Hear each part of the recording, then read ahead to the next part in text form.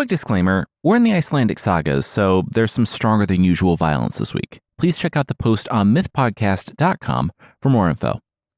This week, on Myths and Legends, we're finishing up the stories of Bard and Gest from the Icelandic sagas, and we'll see that all it takes to liven up your Christmas party is a little blood sport, and how the best way to protect your valuables is 300 zombie guards. The creature this time is Sega, a bird who's had quite enough of human nonsense.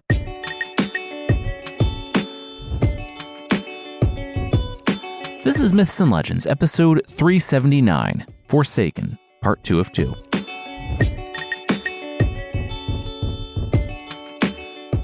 This is a podcast where we tell stories from mythology and folklore. Some are incredibly popular stories you might think you know, with surprising origins, and others are tales that might be new to you, but are definitely worth a listen. Last week on the podcast, Bard, a rich Icelander, lost his daughter and, essentially, became medieval Icelandic Batman, protecting those in need so nothing bad happened whenever they called upon him. Turned out he actually just lost his daughter, as in she was drifting around for a while before coming to rest on Greenland, where, falling in love with a man named Skeggi, she went to Norway. Bard rescued Helga, his daughter, with some light kidnapping, and brought her home and, as a way of taking his revenge on Skeggi, became familiar with Skeggi's daughter when he was traveling under the pseudonym Gest. She found she was pregnant after Bard/Gest left and declared that she would name her son Gest.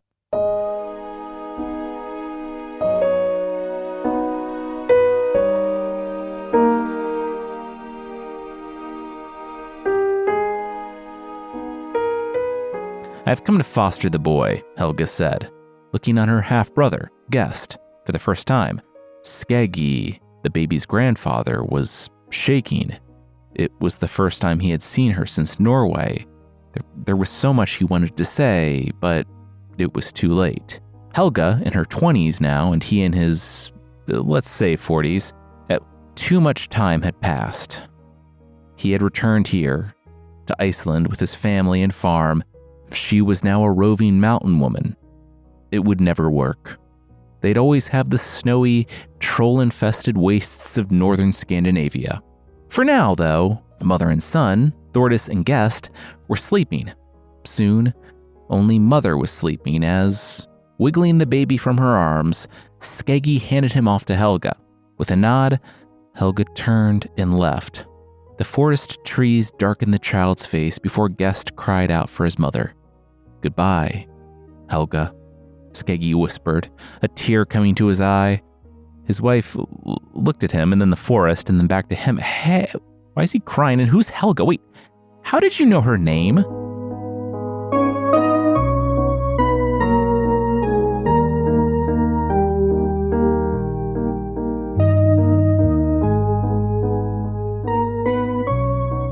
"12 years later, Thordis knew the moment the youth appeared on the edge of the trees. Her wooden bowl clanged to the floor as she ran out, knowing that if this day ever came, and she was ever blessed by the gods enough to see her son again, she would hug him and never let him go. Gest, who had been raised in an epic hero training camp by his half-sister, visited occasionally by his father if he could find them, had, at 12, already battled trolls, ogres, and witches. But that hug, that was almost backbreaking. The years Thordis spent in anguish, not being able to forgive her father for that day, it all melted away when she held her son. Thordis's life was quiet after Bard left. That winter had been eye-opening, and, having Gest, her son, she felt like a new person, her own person. Then, when Gest was taken, as high as she had risen, she fell. Her brother was this new, important person. Her parents would hardly speak to her. And Gest, both of them, were gone. She was alone, adrift. A part of her remained missing all those years, even though the old wounds scarred over.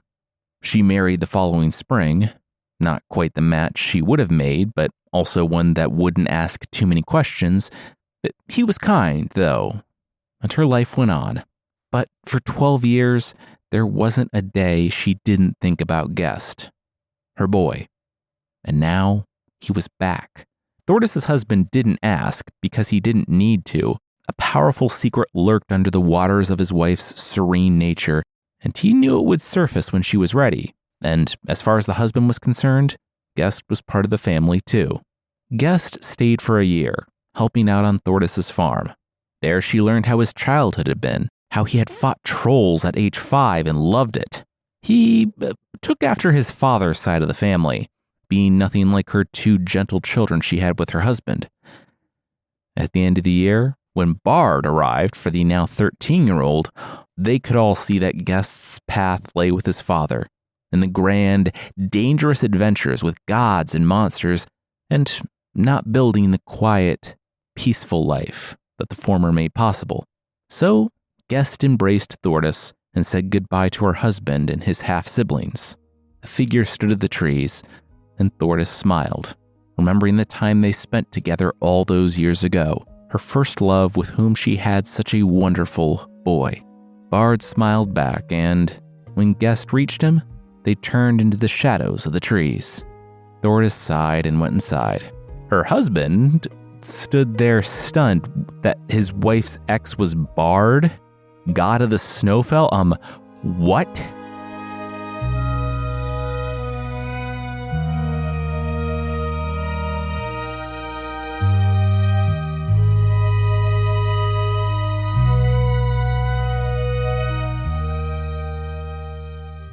Five years later, Gest was 18 and waking up at Snowfell Glacier to his father dragging a deer in before tossing it to his son. They had breakfast.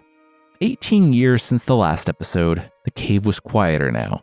Bard's daughters had moved on, some to Norway, some to Greenland, others to villages on the booming Iceland. It was now just Gest, Bard, and occasionally Thorkel, who, though forgiving Bard for shattering his leg, never let his older brother forget the ache in his bones when the weather was cold. And on a snow-capped glacier mountain it was always cold, the ache was Bard's fault. So this morning, on the morning of Yule, it was just Gest and Bard, and Gest sat up when his father reminded him that it was Yule. Wait, Bag's party? Did that mean they got to go to Bag's party? Bard snorted. It was Yule, wasn't it? Well, Bag was, she was a troll woman, a powerful one, but she wasn't unreasonable. You see, we touched on one aspect of Bard's career last time, the helping people in need, but we should really address the other side of the coin, the hurting people in greed. And I know that only barely makes sense, but it rhymes, so can I have it? It's not as clearly detailed in the texts, but it's clear that the trolls in Iceland are terrified of Bard, and over the years, they stopped their fun pastimes of wanton murder and curses. And part of that piece was, kind of a Christmas party. Now, I should be super clear that even though Yule is associated with Christmas now, it was definitely not a Christmas party. And even though there were inklings of that type of talk in the East, Bard wasn't a Christian. In fact, it wouldn't be until years later that Yule would be essentially rescheduled to match the Christmas celebrations to help that particular pill go down a little easier for the people. For now, though, it was Yule, and it was party time. This was Bard's work. Trolls, ogres, and humans getting together to celebrate Yule, with Bard the Snowfell god himself in the high seat of honor. And when I say they like to party, one translation says, quote, the drinking there was completely out of control so that everyone got drunk. Keep in mind, too, that this was a saga writer saying that things got out of control, and the sagas are no strangers to drinking. To me, though, a celebration with your enemies, even though it's a celebration, should still maybe be tempered with even the smallest amount of temperance. Still, this was Bard the Snowfell god, who may be old, but could take anyone in this room, unarmed and, apparently, half in the bag. As we all know from movies and college parties and stuff, when people get really hammered, there's only one thing they really want to do: play Foursquare. They called it the skin throwing game, which sounds a little gross until you think about an old football, soccer ball, or really any type of leather ball. And then all games are kind of skin throwing games. Their ball wasn't inflated or anything, it was a rolled up bear cloak. Additionally, it wasn't purely Foursquare, but something closer to Foursquare meets monkey in the middle meets rugby, because the game was that people stood in four corners and tossed the ball to one another. There was a fifth who was out and tried to get the ball, and if they got it, they were back in. The sheer terribleness of this idea, a bunch of drunk, naturally vicious trolls playing a violent contact sport with people they hate, well, the bad idea speaks to the respect the trolls had for Bard and their hostess, Bag. I think Gest and Bard had talked about it ahead of time, though, because Gest stayed back on the benches while Bard played in the game. And when it was Kolbjorn, the ogre's turn to be out, well, he didn't think playing the game fairly was fair at all, and he was going to do something about it, with a club to the head, namely his club to Bard's head. Luckily, he happened to trip on the way over to Bard. That he tripped on the exact spot where Gest's foot was outstretched is probably coincidence, just like his nasty nosebleed that came after, which was, once again, completely unrelated to Gest's hand that moved so closely it seemed to guide his head as it careened toward the rocks in the floor of the cave, smashing not just his nose, but much of his face. Kolbjorn shrieked, and fingers scraped rocks looking for his club, but when he found it, rose and wiped the blood from his eyes, Bag, the hostess, was filling his vision. He wasn't going to do anything questionable, was he? Kolbjorn asked what gave her that idea. She pointed to the club he thought was appropriate to bring to a game of Foursquare. This had been called together in friendship, and it was a Yule party, and everyone was a little bit extremely drunk. Let's just chalk it up to a party foul, a phrase which, even in the 900s AD, was already a bit dated, and Kolbjorn agreed to a peace, because he literally had no other choice. It should show the respect disparity that Kolbjorn had to sit down in time out, even though half of his face was shattered, and Bard was given an apology, and his son a puppy. And I'm not joking, for his trouble of having to smash a troll's face in, Gest got a dog. Sources conflict on whether the dog's name was Snotty or Snuffler. I like Snuffler because it gives this Viking direwolf-sized troll dog that was, quote, better in battle than 4 men, a Sesame Street-style name. Anyway, Bard and Gest stumbled on down the mountain home, and absolutely nothing bad came of this at all. Unrelated, some sheep were turned invisible by trolls and stolen. Really, it was unrelated for Bard and Gest, that is. I'm several years out now from my undergraduate psychology minor, so I can't remember the name of the thing where someone is mad at their boss, but because they can't yell at said boss, they take it out on their family or kick the dog or something. I thought it was transference or projection, but that's way more complex.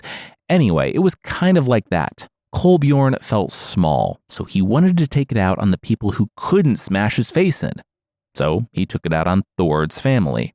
An entire herd of sheep, when essentially a herd of sheep was your bank account, was a big deal. And Thorbjorn, if there aren't enough Thors and Bjorns already in this story, consulted with the other farmers in his region, including our lecherous old friend Skeggi, and they determined without evidence that yes, indeed, it was trolls that turned the sheep invisible and then led them away. Not sure how they arrived at that conclusion, other than that it must have happened so frequently that it just made sense. Medieval Iceland sounds kind of miserable, but not for the reasons that you'd think. Skeggi was right on the money, though, when he deduced the reason for the sheep napping. It was directed at Thorbjorn, which, sounds kind of obvious, but that also presented problems of its own. Mainly, that Thorbjorn needed to take the bait. He refused, though. Destitution was acceptable, and no matter how many sheep they took, they weren't worth his sons' lives. He was a good dad. His sons, though, were good Icelandic sons, and resolved to get the sheep back, even if it meant doing exactly what the trolls wanted and falling into their power. Thord might have thought twice about this when a troll with a nose that had been broken in 3 places, his iron staff thudding the snow, emerged from the mist. He wasn't the first being to emerge in the valley, though. Throughout Thord's walk, he saw something of a mirage. A beautiful woman mirage, which feels siren-y, but that's a different mythos, so maybe he figured it was safe. He was also a teenage boy, so yeah, he followed the beautiful woman deeper into the unknown. But each time she disappeared, asking, "Hey, did you turn my family's life savings invisible and then steal it?" is a pretty brazen charge to level at a person. Or a troll. Equally brazen is that troll saying, yes, he did. He has a lot of hate in his heart, and this is how he's choosing to deal with it. But he has a deal. That beautiful woman Thord's been seen in the mist, that was his daughter. Now, either Thord could leave and lose his father's complete herd, never seeing them again because they'd be invisible and dead instead of just invisible, or he could have the sheep back and marry Kolbjorn's very attractive daughter. The choice was, well, it was pretty stacked on one side. It was an obvious trap, and Thord didn't walk but ran right in. Kolbjorn heaped on the implausible compliments, using his very salesy language that I'm barely altering when he said stuff like, "Act now, this offer isn't available to everyone," and he wasn't planning on partying with his daughter just yet, but he couldn't deny her such a good match of a vigorous young man. Thord left with two things: the herd of sheep and an address for his soon-to-be father-in-law's cave.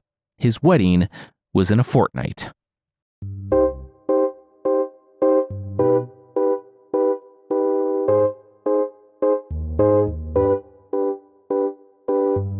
We'll see why it's a bad idea to do all of those things, but that will be right after this. Sweater weather is officially over. All right. And sweaty weather has officially begun. Gross. Yes, that's why we break out our Bombas every season of the year, but especially summer. Made with premium, extra long staple cotton, Bombas socks are the key to us feeling light on our feet all summer long. That's whether you're sporting breezy dress socks for our friend's warm summer wedding, or I'm using Bombas compression socks for a long flight. Actually, we all used those this summer. And last spring. They are a must on flights as far as I'm concerned. So are hiking socks on the trail. Huge difference. Of course, Bombas isn't just socks. They have all our go-to essentials, including 100% Pima cotton tees, which are otherwise very difficult to find, underwear, and waterproof slides for the beach, the pool, and everywhere else. I was sold on Bombas from day one, just because of the high-quality materials. You want a good sock? There is nothing like them, but their mission just puts Bombas over the top. For every comfy item you buy, they donate an equally comfy clothing item to someone who really needs it. I love that about them. Ready to get comfy and give back? Head over to bombas.com/legends and use code LEGENDS for 20% off your first purchase. That's bombas.com/legends and use code LEGENDS at checkout. They say 8 hours is the magic number for a great night of sleep. Why is it 8? I have no idea, but I do think the quality of those hours matters too. Maybe more? I don't know. All we know is that quality makes a difference for us. So, of course, that's the cue to talk about our sponsor, GhostBed. Here's a family-owned company with over 20 years of experience and over 60,000 customers that have transformed their sleep with GhostBed. With as much as they know about sleep, they have a mattress for you. Whether you like the contouring feel of memory foam or the supportive springs of a hybrid. I love a Pillow Soft memory foam. It's like a hug. Like us, you can check out their mattress quiz on their website to get a personalized recommendation based on your sleeping style and more. You can also try out your mattress for 101 nights, risk-free thanks to their comfort guarantee. At GhostBed, they really want to make sure that you are sleeping well. Plus, enjoy free shipping and save 50% off site-wide with our special promo code. Visit ghostbed.com/legends and use code LEGENDS for a limited time. Are you ready for a more comfortable night of sleep? Visit ghostbed.com/legends. And because we're all about sharing the love here on Myths and Legends, use the code LEGENDS to save 50% off your purchase site-wide. That's right, 50%.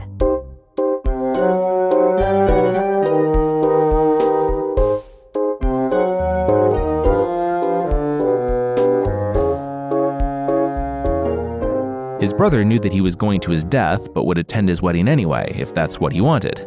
Thord said that that was what he wanted. Thord literally told his father he had no misgivings about this course of action. He was still, apparently, thinking about that woman he saw in the mist. So the time came, and the two brothers trudged up to the Hrutafjord Valley until they found the cave in Brattahlid. Going inside, they found it to be foul-smelling and freezing cold. They also found someone waiting for them. A boy and his dog.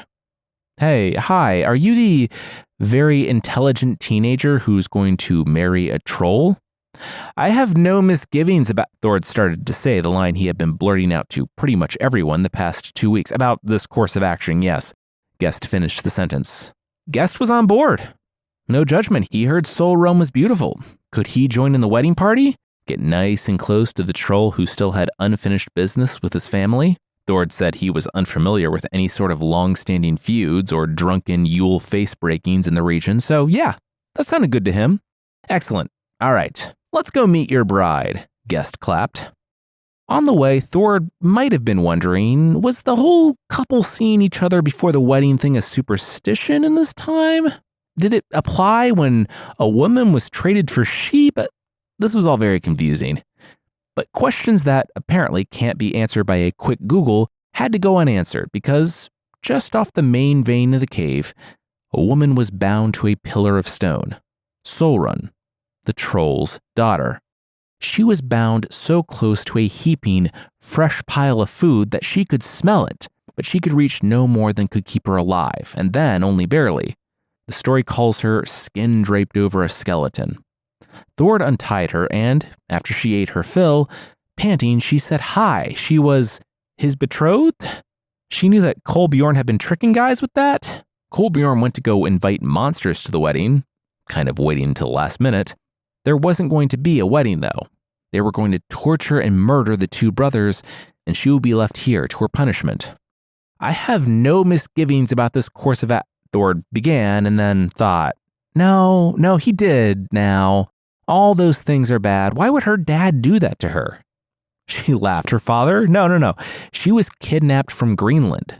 She was bait, like very obvious bait. It was amazing anyone should fall for this. I have no misgivings about... Sorry, force of habit at this point. Thord shook his head and turned into the mysterious, burly 19-year-old and thanked Gest for showing him all this. Would Gest be able to help him when the time came? It's literally why I showed you any... Yes, Gest nodded.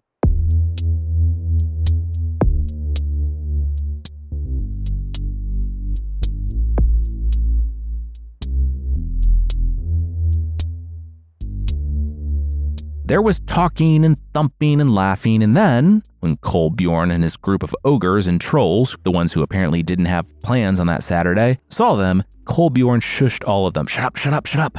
There he is. I can't believe he came. Okay, this is going to be awesome, Kolbjorn said to Snickers. And then his smile faded. Wait, what was he doing here? Kolbjorn pointed. I'm part of the wedding party, Gest said, not breaking eye contact with the troll dad, who said he couldn't be here. Then make me leave, Gest smiled. That's what he thought. Let's eat. The list of troll names is just fun, and they have all the names you'd think trolls would have, and they're not cool Tolkien-sounding ones like how he rated the Edda for character names. No, we have Tub, Gaper, and Glint. There's Gulf Spear, and Fright from Thombartle, and my personal favorite, Kolbjorn's mother, who is not in attendance, but in her room, she's named Prickles, which, that's a horse name, right? Come on. Speaking of horses, they were on the menu, specifically horse meat and human meat. Yes, the trolls brought in big roasted horse steaks and human legs. Think chicken legs, but well, you get it. Thing is, they didn't try to pull a Schwanzong on them and trick them into eating human. They had a special menu for humans in attendance because yes, obvious tricks to murder whole families are okay, but not respecting their dietary restrictions? They might be monsters, but they weren't monsters. After the meal, with all the trolls quite drunk on their very strong ale, Kolbjorn staggered up to Thord. What game did Thord want to play? We'll play whatever game you like, Kolbjorn, Gest replied. Kolbjorn looked like he just bit down on a lemon with any word from Gest, but permission to play the games he wanted was all he was after. He grinned, as they wished. Now, I thought bearskin keep away Foursquare was a bad idea drunk in an enclosed space with players who actually wanted to kill each other. Turned out, there was a worse idea. We've had a number of scholars listen into this podcast over the years and write in helping me out with things. So forgive me if this is an actual game, but taking turns throwing a large bone at someone as hard as you can doesn't feel like an actual game to me. And that was it. That was the game. You take the bone and you throw it at someone. If that person catches it, they get to throw it. If they don't, well, I guess that's why we have multiple ribs. We have a few to spare. Gest caught the first bone headed for Thord. I guess that's fair too. And said with Thord's permission, he'd like to take the turn.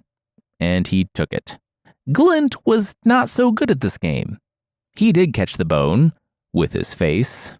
Gest hit him so hard that his eye popped out and dangled there on his cheek. Tub, his sworn brother, saw the cartoonishly violent eye dangling off the optic nerve thing and decided on vengeance. He let the bone fly at Thorvald, Thord's brother, and Thord caught it and sent it back, smashing Tub's cheekbone so hard that his jaw broke.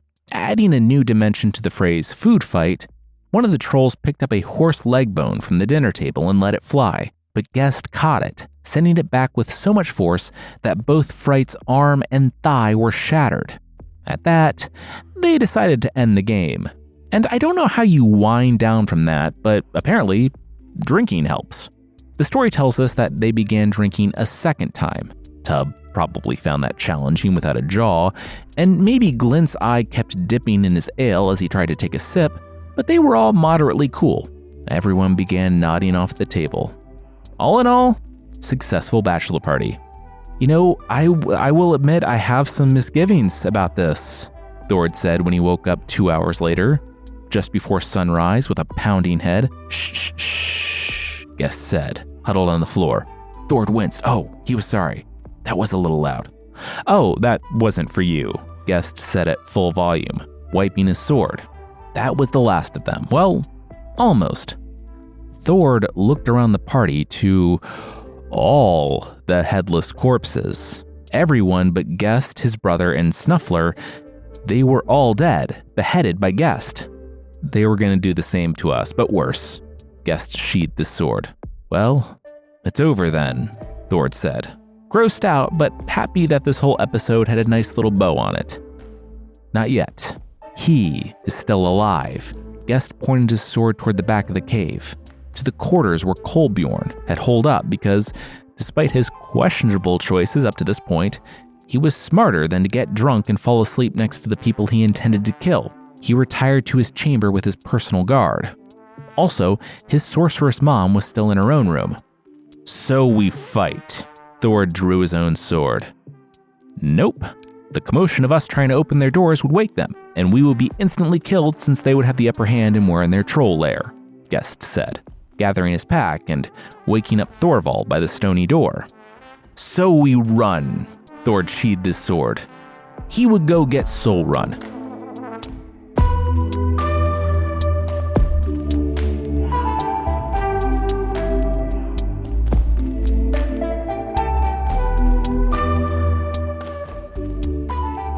They weren't halfway home before the forest started darkening around them. Everything darkened around them. They saw only 2 glowing eyes floating in the void. I knew this would happen. We'll all be killed. Nothing can withstand them. Soul Run staggered back. Despite the single meal she had earlier, she could still barely stand after the run through the valley. Now, Prickles had arrived.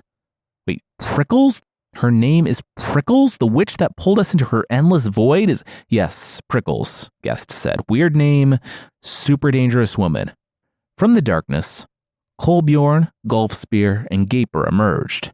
When Prickles took form and floated down to touch the ground, they were back to the cave, just outside, the wind whipping the morning air as the sun began to light the sky behind them. Gest pointed.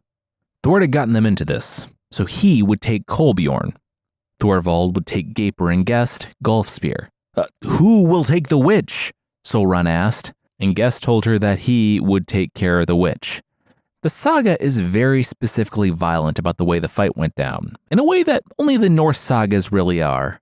Gest, knowing it was a hard fight, chose the easiest opponent for himself, and mere moments after the group peeled off after their own adversaries, Gest had Gulfspear above his head, holding him by the neck of his shirt and his hip, and brought him down on the rocks of the cave so hard that his head, quote, smashed into smithereens, according to one translation. It then said he died shortly after, which is a little impressive. Gest chose Gulfspear, though, so he could help out with the assist on, well, everyone else. Thorvald was at the point of falling until Gest appeared behind Gaper, and then towered over Gaper when he cut Gaper off at the knees. The pair left him to bleed out alone in the snow. Kolbjorn could have definitely taken Thord, but not immediately. Thord put up enough of a fight for Gest and Thorvald to come over, though, and that was that. Long after Kolbjorn tried to kill Gest's father at a Yule party, Gest had his revenge when, leaping at Kolbjorn, he put both knees into his back so hard that it instantly snapped Kolbjorn's neck. They heard a cackling. They turned as the sky began to darken, and Prickles the witch seemed to grow in stature. Just then, the bodies of the fallen began to twitch, their mouths open, and they gasped for breath. Their wounds began to heal. Laughing, the witch said as long as she lived, the trolls could die over and over again, but the humans only once.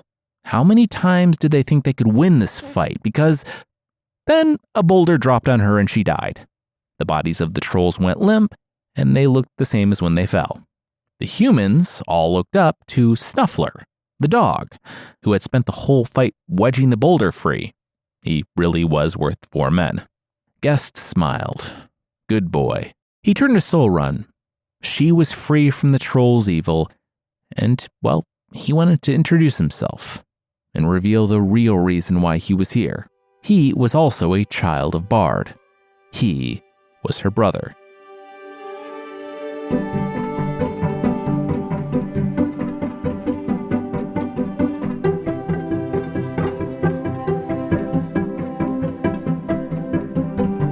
We'll see what's going on with all that, but that will, once again, be right after this. This show is sponsored by BetterHelp. Self-care. For you, Jason, what's helpful to have in your routine? There's reading, of course. That's a given. But in 2020, doing weights like exercising was something that really helped me through. Just the consistency of it. Even on long days, that's something I always make time for, in addition to big priorities like family time. Oh, of course. We appreciate that a lot. But yeah, in terms of those self-care things, whether it's leg day for me, or journaling with a fountain pen for me, therapy day can also be a helpful non-negotiable. Therapy is for everyone. We say it because we know firsthand how life-changing it can be. If it lowers my stress, I'm sleeping better. I'm looking to goals, I'm more motivated. That's my experience. And I'm setting boundaries with work. That's been a huge help as well. If you're remotely interested in seeing what therapy can do for you, consider BetterHelp. It's all online, it's flexible and designed to fit your schedule as well as your needs. Never skip therapy day with BetterHelp. Visit betterhelp.com/myths today to get 10% off your first month. That's BetterHelp, HELP.com/myths.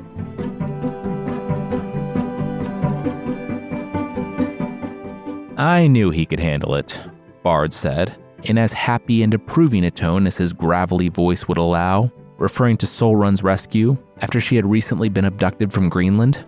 Decades on, Bard was giving off Dark Knight Returns vibes, and he was more sedentary now.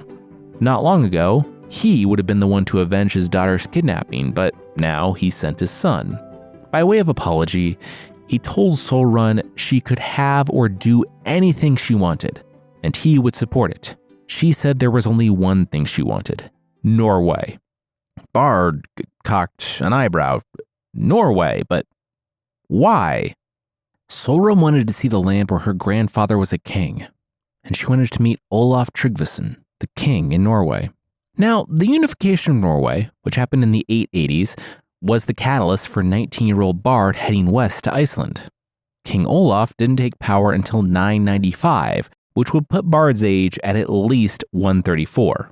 He's really only supposed to be in his 60s or 70s at this point in the story. Bard looked to Gest. Well, looked like Gest was going to Norway too. Hey, I'm her husband. What makes you think I can't keep her safe? Thord cried. The rest of the cave looked at him. Yeah, okay, Gest can come too.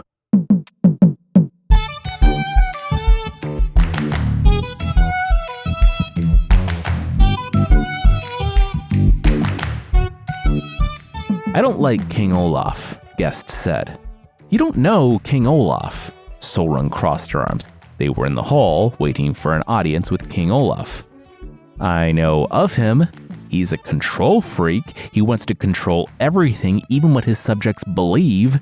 He converted to that new religion. Okay, I bet you he brings it up in the first 3 sentences.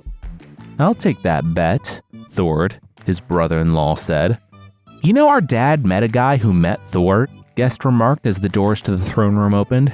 It's 10th century Iceland. Everyone's met someone who met Thor, Solrun hissed, as they approached the king. King Olaf was still young, He maybe could have been as old as 35 here, but he was into that new religion after a seer told him he would almost die in battle at sea, and then he almost died in a battle at sea. Not the highest of bars for a Nordic leader, but it was enough for him. In 995, he had just finished building the first church in Norway and founded the city of Trondheim. He would die just 5 years from now, but not before subjecting his country to a forced conversion to Christianity, forced conversions being the worst type of conversions. "Dear King, before we head north, may we winter in your city?" Gest asked with a bow. "Will you accept baptism?" the king replied. Gest looked sideways to Thord with a smirk, and then back to the king. Yeah, sure.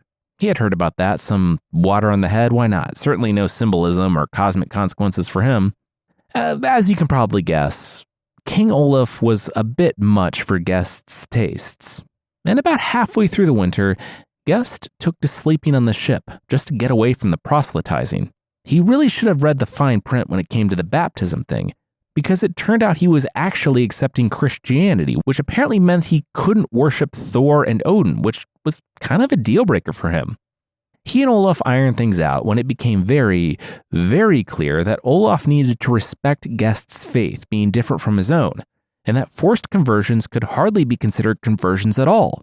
Also, no one could force Gest to do anything at all, and Olaf would lose a lot of men if he ever tried to force Gest to convert. So Gest was allowed to keep his faith and, by virtue of being so scary, then rose quickly in King Olaf's ranks. At a Christmas celebration, which conveniently happened to fall at that year's Yuletime celebration, everyone was drinking and feasting and having a good time when, what? Did anyone smell that? Everyone instinctively stepped away from the smell to see an armored man in a helmet and mail standing right next to the king's high seat. Wearing a gold chain and a golden ring on his arm, he announced that they were all so rude. He hadn't been addressed or offered anything by the king, but he was going to address them. He would make them an offer. Anyone who wanted this golden necklace, or these golden arm rings that weren't bangles but looked kind of like bangles, anyone who wanted these things could come and claim them if they dared to take them from him. He turned with a sneer, and then strode from the hall, leaving only a foul smell behind him, which, the first time I read that, I was like, okay, he absolutely farted, and it just left it there. Olaf, once he recovered enough to yell, stood. His men were the bravest in the land. They wouldn't shrink from a fight because they were sleeping? Wait, why were they unconscious? Really, all but Gest and a few priests at the edge of the room, and all the watchdogs were dead, save Snuffler. The party never recovered. But the war council / storytime session that followed in its wake went well into the night. The king, the visitor, according to people familiar with the old tales, was King Ragnar, with a K, not a G. When he died, he was buried with 800 of his men in his ship in a burial mound in Slabland. He was a bad man in life, having murdered his own parents in order to take power, as soon as he realized how much he wanted power. Olaf turned to Gest. Gest's quest, if he chose to accept it, was to go to Slabland, defeat King Ragnar, and bring back those treasures. Gest was one of the few people the king could ask such a thing and not command it. And Gest, though thinking it sounded more like a death sentence, agreed. Should Olaf give him everything he asked for? The first, 40 iron shoes. The second, 2 magicians. They were named Hook and Crook, which sounds like something out of a Final Fantasy game. The third, 3 seasons of provisions, and the ships to take them north. Olaf also threw in a priest for free, which wasn't something Gest really thought he would need, but the man was skinny and didn't look like he would eat much, so Jorstein would come along to preserve the peace between Olaf and Gest. Olaf then went full Galadriel, giving some magical items. A sword that would bite when the need arose, which, isn't that really all the times you use a sword? You never swing a sword and you're like, oh, I hope this doesn't cut anything. A towel he could wrap around himself because it's just about the most massively useful thing an international monster hunter could carry, and a candle that would burn by itself when held aloft. But if it went out, Gest had to leave wherever he was. Gest set sail the following spring, saying goodbye to Thord and Solrun, and then heading north.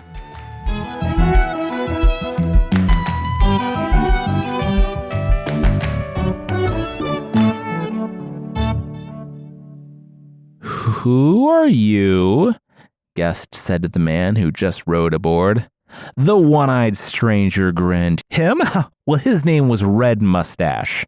Actually, from the Sagas. A mysterious traveler, a wanderer who's spreading the word about how fun and good it is to sacrifice stuff to Odin. The men of the ship closed in on the traveler. Odin? Who was this Odin he spoke of? Red Mustache said only the best and greatest god who ever lived. He could see the future, and one day he would fight a giant wolf who would eat the sun. He regularly fought giants, and his son controlled thunder and battled a giant sea serpent. That sounded kind of awesome, the men agreed. Oh, he is awesome, friends, Red Mustache said.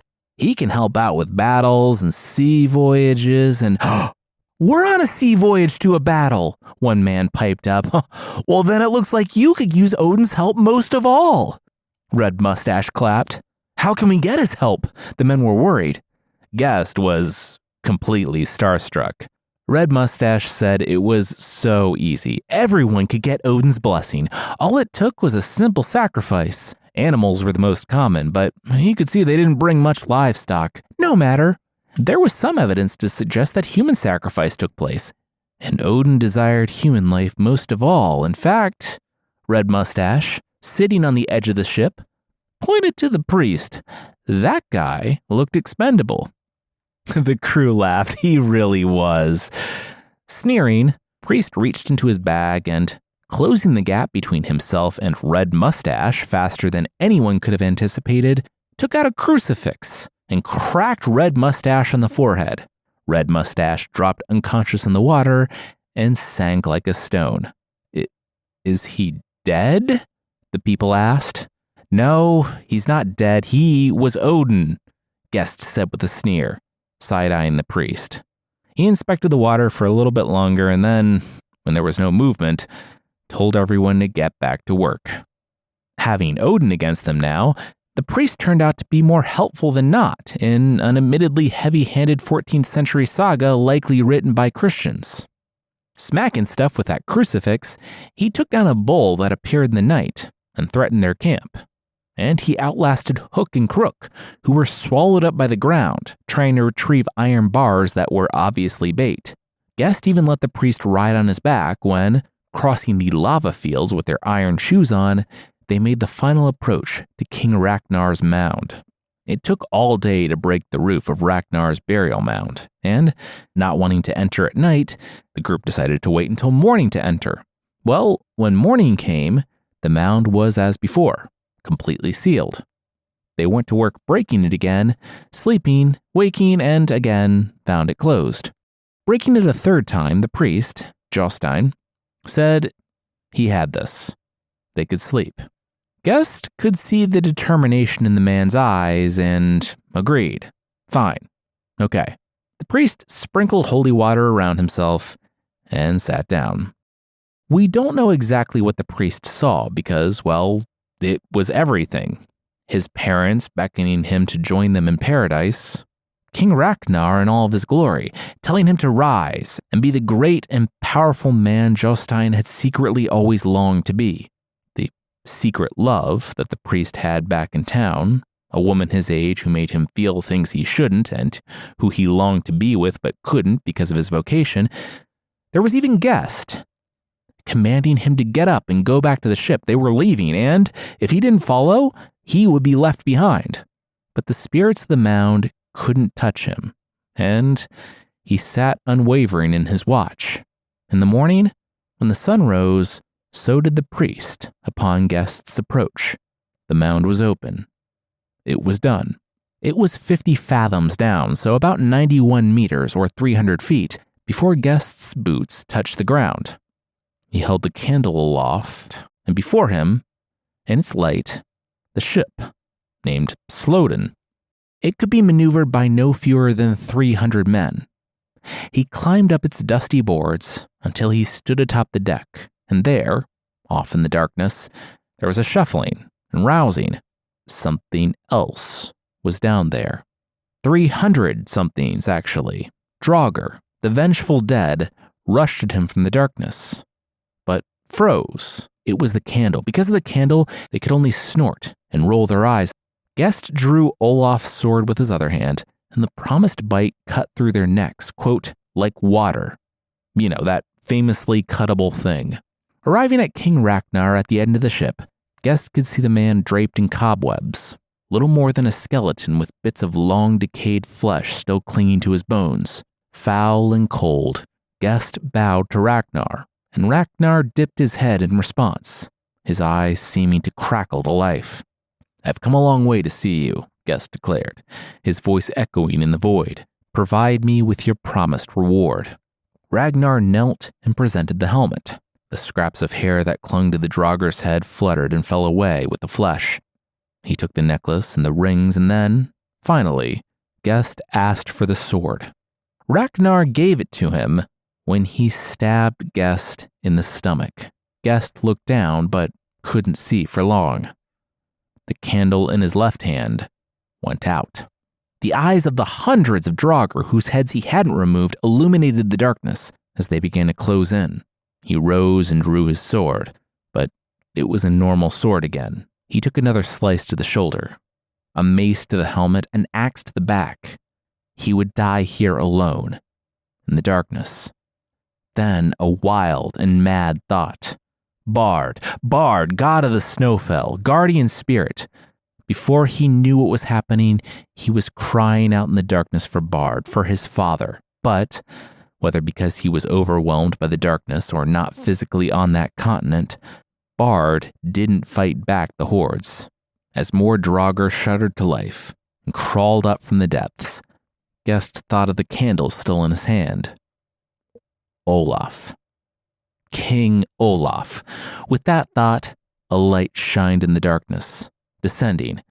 It was like the candle, but brighter and more dangerous to the Draugr. They burst into ash when they got close, and soon they were fleeing into the foul and lonely places deep in the earth, the home of the restless dead. But Ragnar wouldn't flee. He couldn't. He stood and defied the light. Gest vowed that moment to take the faith that King Olaf proclaimed, and when he did, he found himself brimming with new life. He took a sword in hand, leapt atop Ragnar's shoulders, and hewed his head from his neck. The body collapsed, and Gest, jammed his face into his buttocks, as was the custom to keep Draugr from coming back to life again. With his last bit of strength, Gest tugged the rope at his waist 3 times, and he felt himself ascend.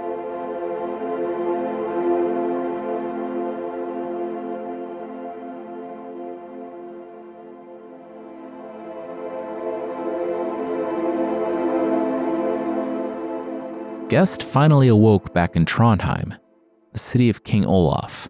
The ship had been back for days, and Gest's fever had finally broken.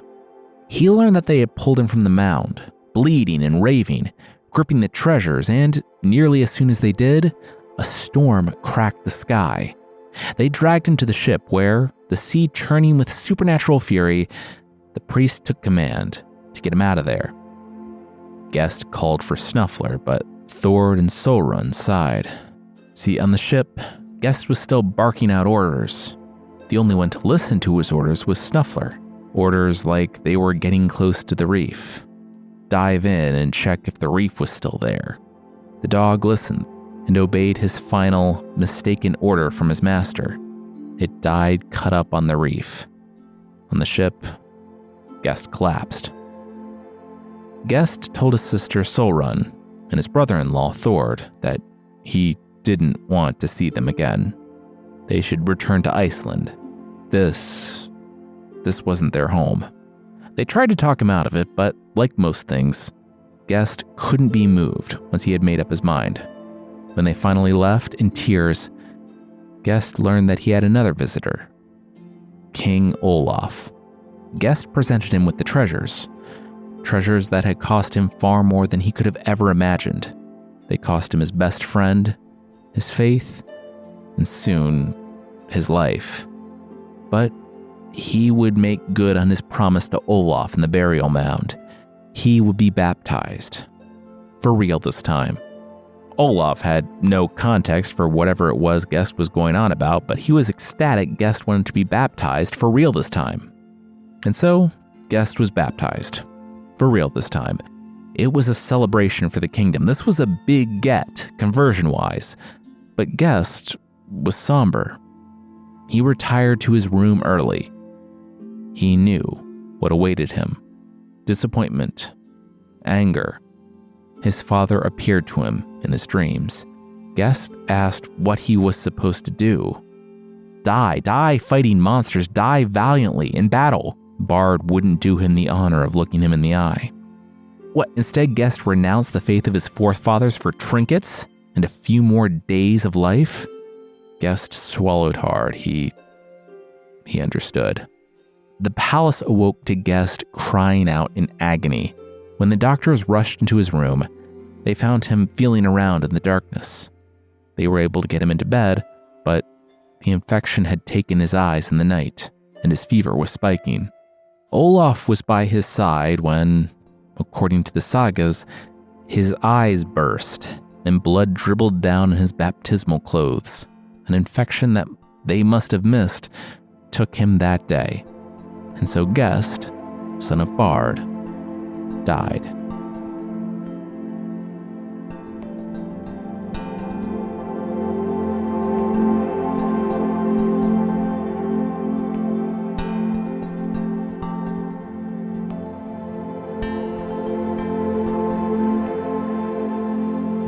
So yeah, that was a bit of a letdown ending, and a mismatch of Norse mythology and Christian-ish elements, but this one, more than most, makes a plot point of the tensions between the old gods and the new. I mean, was the story hard on Gest? Absolutely. Probably more than he deserved. I'm not sure what sorts of tensions were going on at the time, but this story was put down to paper about 400 years after Iceland decided to convert. And to me, it seems like they're on one hand trying to enjoy and celebrate their heroes, while also showing that they might have made the wrong choice, faith-wise, but also didn't, when it comes to Gest at least. I mean, his eyes exploded because he chose to convert. It feels like it was a complex and complicated time, with either the writer being policed in what they could and couldn't say in reference to their cultural past, or maybe they themselves were wrestling with it. Next week, we're back in British folklore. But that's all I'll say about that, because this episode is our longest in a while, and I'm tired.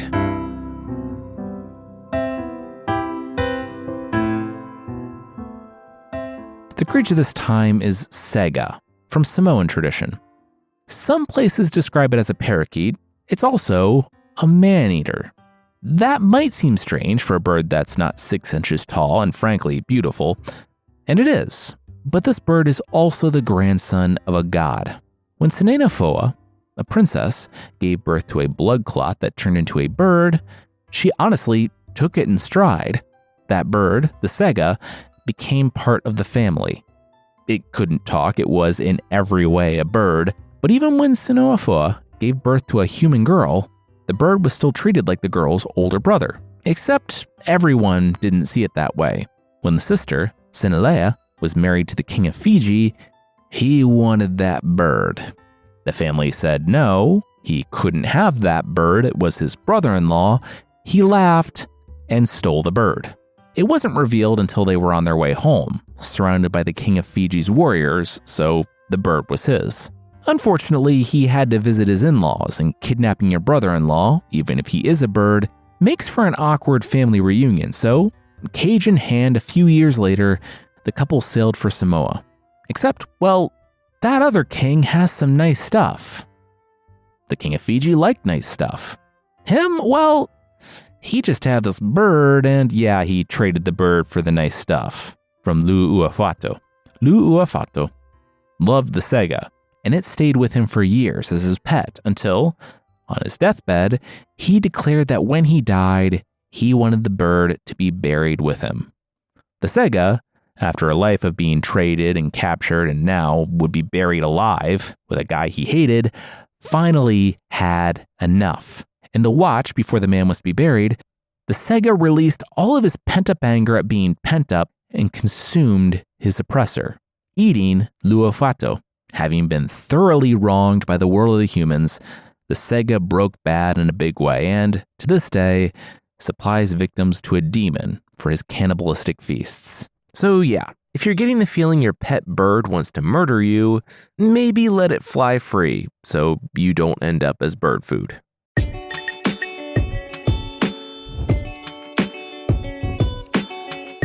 That's it for this time. Myths and Legends is by Jason and Carissa Weiser. Our theme song is by Broke for Free, and the Creature of the Week music is by Steve Combs. There are links to even more of the music we used in the show notes. Thank you so much for listening, and we'll see you next time.